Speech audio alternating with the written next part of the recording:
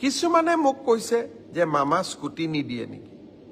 এইবাৰ আমি higher secondary পৰীক্ষাৰ আগতেই বাতৰি কাকতত ডাঙৰ ডাঙৰ বিজ্ঞাপন দি সকলোকে জনাইছো যে নিযুত মইনা আৰু স্কুটি দুইটা আঁচনি ৰাজ্য চৰকাৰে পৰিচালনা কৰিব পৰাৰ সক্ষমতা আমাৰ নাই।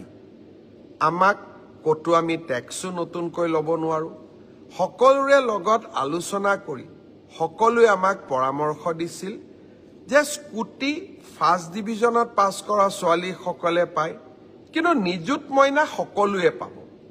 আৰু সেই কাৰণে আমি নিযুত মইনা আঁচনিখনহে পৰিচালনা কৰিব লাগে, স্কুটি আঁচনিখন পৰিচালনা কৰিব নালাগে।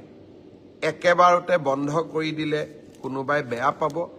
সেইকাৰণে এইবাৰ আমি পৰীক্ষাৰ আগতেই সকলোকে কৈছো যে 80% লাভ কৰা ল'ৰা আৰু ছোৱালীকহে এইবাৰ আমি স্কুটি দিম। কিন্তু যিসকলে স্কুটি নাপাব ছোৱালীয়ে ভাগিনীসকলে তেওঁলোকে নিযুত মইনা আঁচনি পাব। সেইকাৰণে আপোনালোকে ছ'চিয়েল মিডিয়া বা আন স্থানত স্কুটিৰ কাৰণে পোষ্ট দি নাথাকিব, কাৰণ চৰকাৰৰ বাজেট ইতিমধ্যেই পাছ হৈ গৈছে।